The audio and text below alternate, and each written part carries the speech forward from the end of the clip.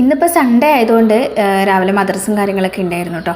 പിന്നെ ഇന്നലത്തെ പോലെ ഇന്ന് രാവിലെ അങ്ങനെ വലിയ മഴയും കാര്യങ്ങളൊന്നുമില്ല. വലിയ മഴ എന്നല്ല, ചെറുതായിട്ട് പോലും മഴ ഉണ്ടായിരുന്നില്ല.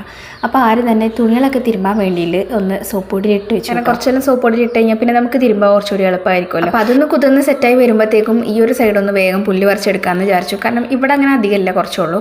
അപ്പുറത്തെ സൈഡൊക്കെ നല്ലോണം ഉണ്ട്. അത് നമുക്ക് നിന്ന് കഴിഞ്ഞാൽ എന്തായാലും പിന്നെ ടൈം പോകും. പിന്നെ വേഗം തന്നെ അലക്കിയെടുത്തു. പക്ഷേ വിരിച്ചിടാൻ നോക്കുമ്പോൾ ഒട്ടും സ്ഥലമില്ല. കാരണം ഇതൊക്കെ നമ്മൾ ഇന്നലെ ഉച്ച കഴിഞ്ഞിട്ടാണ് കേട്ടോ തിരുമ്പിയത്. അതുകൊണ്ട് അതൊന്നും ഉണങ്ങിയിട്ടില്ല. അപ്പോൾ പിന്നെ വിരിച്ചിടാൻ നിന്നില്ല, തിരുമ്പി അവിടെ വെച്ചു. പിന്നെ ഇന്ന് രാവിലെ നമ്മൾ കഴിക്കാൻ നമ്മുടെ കലക്കിദോശയും വെള്ള ചമ്മന്തി ഉണ്ടാക്കിയത്. അത് പിന്നെ നമ്മൾ ഓൾറെഡി വീഡിയോയിലൊക്കെ കാണിച്ചിട്ടുള്ളതല്ല, അതുകൊണ്ട് പിന്നെ അതൊന്നും വീഡിയോ എടുത്തില്ല. പിന്നെ മക്കളൊക്കെ വന്ന് അവർക്ക് ചായയും ദോശയൊക്കെ കൊടുത്ത ശേഷമാണ് ഞാൻ ഫാദുക്കുട്ടിൻ്റെ തല ഒന്ന് നോക്കാനിരുന്നത് കേട്ടോ. കാരണം ലീവുള്ള ദിവസം മാത്രമേ നമുക്ക് നോക്കാൻ ടൈം ഉണ്ടാവുള്ളൂ. എല്ലാ ദിവസവും സ്കൂൾ വിട്ട് വന്ന് കളി, പിന്നെ അതേപോഴത്തേക്ക് ഇരുട്ടാവും. പിന്നെ ഒന്ന് നോക്കാൻ വിളിച്ചാൽ അവൾ വരില്ല. അങ്ങനെ കുറച്ച് നേരമൊക്കെ വാർന്നു കൊടുത്തു. പിന്നെ അപ്പോഴത്തേക്കും നമ്മൾ രാവിലെ ദോശ ഉണ്ടാക്കാൻ വേണ്ടി തന്നെ അടുപ്പ് കത്തിച്ചിട്ടുണ്ടായിരുന്നു. അപ്പോൾ അതുകൊണ്ട് ആ ഒരു അടുപ്പത്ത് ഞാൻ വെള്ളം വെച്ചിട്ടാണ് കേട്ടോ വന്നിട്ടുണ്ടായിരുന്നത്.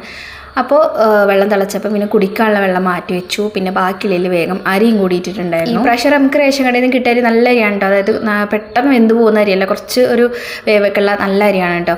അപ്പോൾ അതുകൊണ്ട് കുറച്ച് നേരം എന്തായാലും വേവ് വേണ്ടിയും ഒരു അരമുക്കാൽ മണിക്കൂറൊക്കെ എന്തായാലും വേവേണ്ടി വരും. അപ്പോൾ അരി അവിടെ അടുപ്പത്തിട്ടു. ഇനി നമുക്ക് വേഗം മീൻ നന്നാക്കി എടുക്കാം. മത്തിയും പിന്നെ നമ്മളെ നെത്തലും ഉണ്ട് കേട്ടോ. നെത്തൽ നേരാക്കാൻ കുറച്ച് പാടാണ്, കാരണം കുഞ്ഞിതാണ്. അപ്പോൾ ബാക്കി വിശേഷങ്ങളൊക്കെ അടുത്ത വീഡിയോയിൽ.